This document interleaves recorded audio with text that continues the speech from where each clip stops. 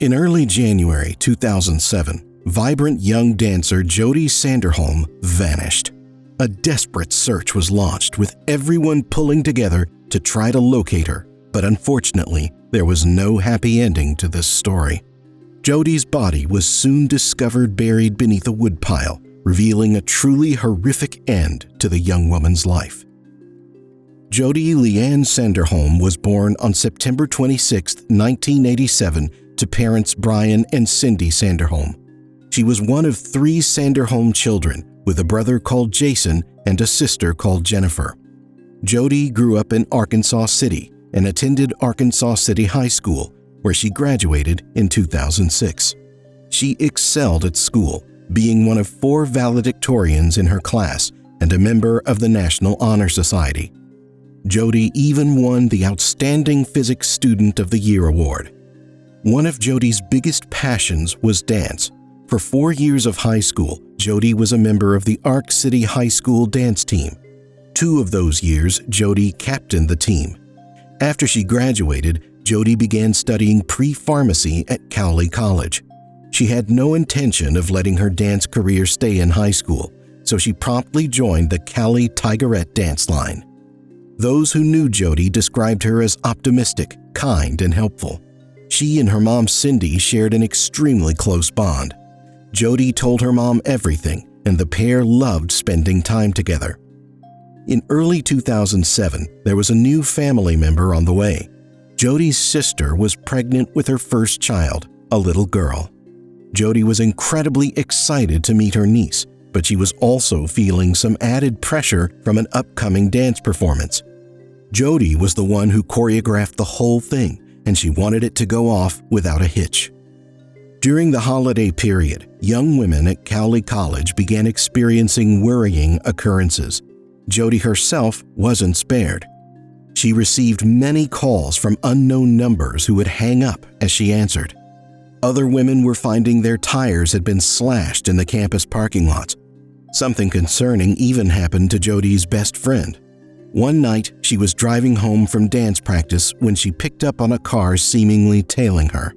Initially, Jodi's best friend tried to brush it off, but when it became clear to her that the car was definitely following her, she drove straight to the police station. As she sat outside, the car drove past and disappeared. She wasn't sure whether she would go inside and file a police report, but she decided to drive straight home and put this behind her. Jodi and her best friend continued on after this, still attending classes and going to dance practice. A few weeks later, Jodi's best friend was walking to her car from dance practice when a car drove past. She instantly recognized it was the car that followed her previously. She also realized she knew the person inside, Justin Thurber.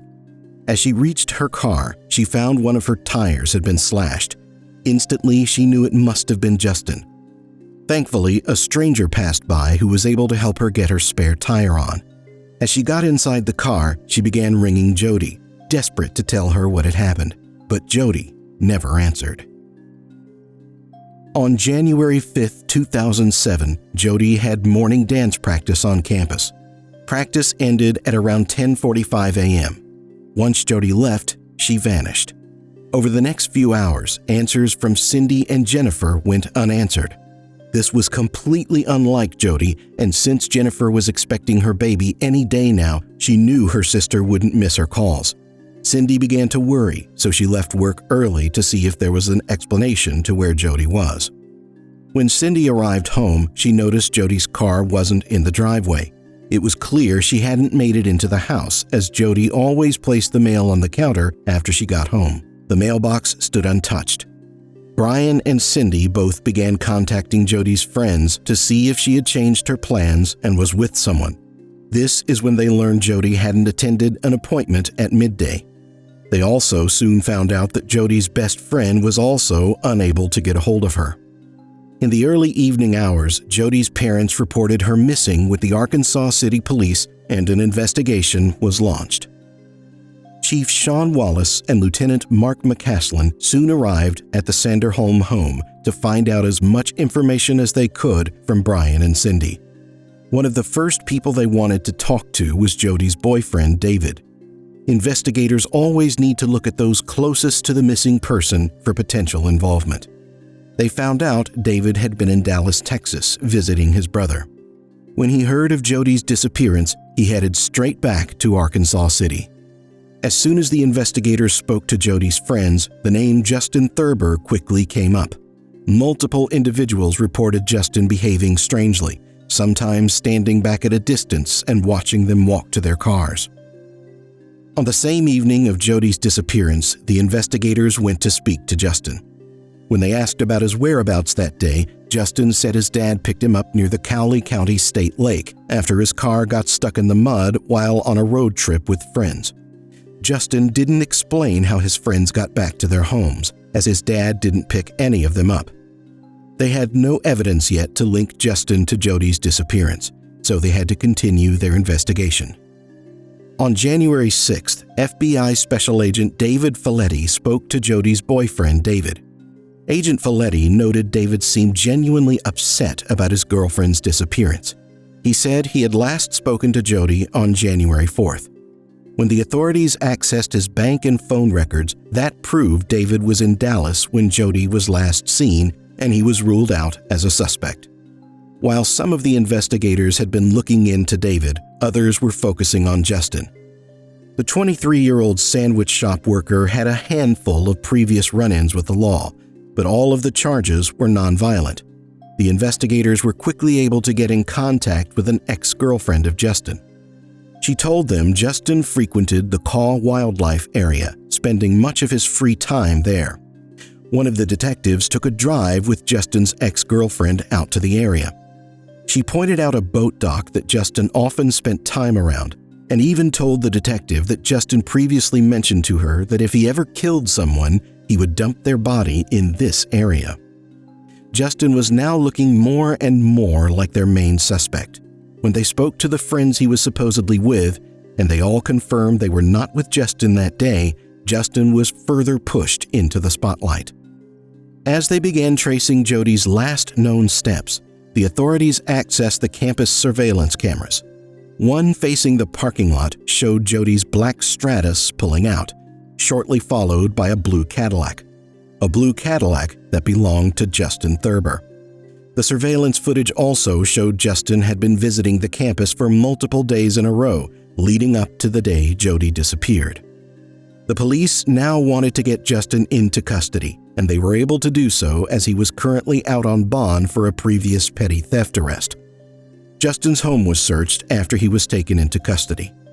While detectives were in the home, they found out from Justin's dad that he had placed his clothing in the washing machine when he got home on January 5th and washed his mud-covered trainers.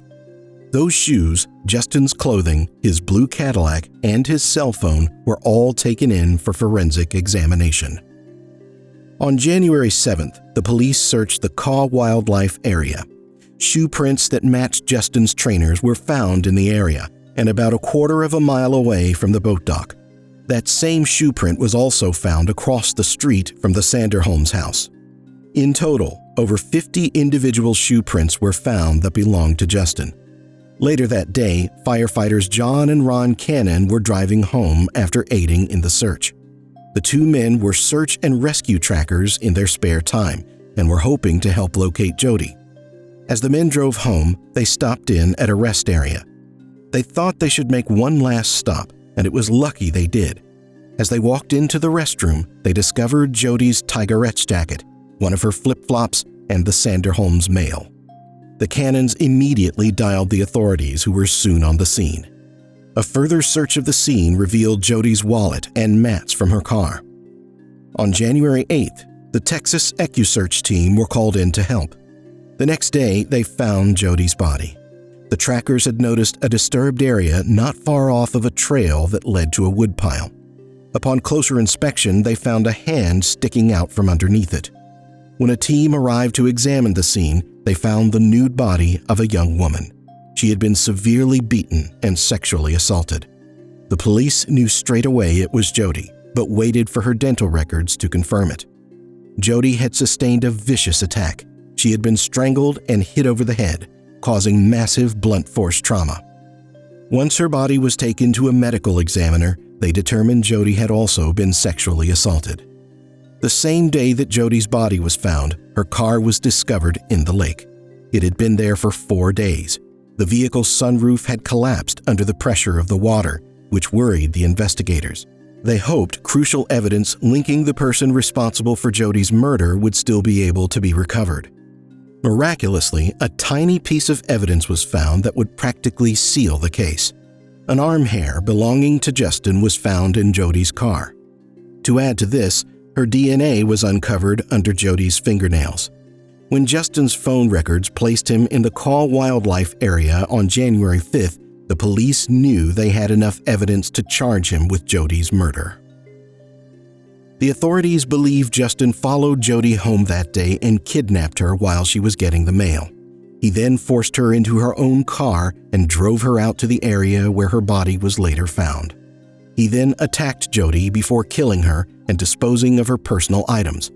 He was charged with the following: capital murder, attempted rape, aggravated criminal sodomy, and aggravated kidnapping. Justin's trial finally began on February 2, 2009, after many delays. The Sanderholms advocated for the death penalty, and that is exactly what Justin got. After 3.5 hours of deliberation, Justin Thurber was found guilty of all charges and sentenced to death. Jodi was a light in the lives of those around her. She had her whole life ahead of her, a life where she would have made a difference to others. Jodi never got to meet her niece, never got to graduate college, and never got to perform that dance with her team that she had worked so hard on. It's a small consolation that the man responsible got what he deserved, the death sentence.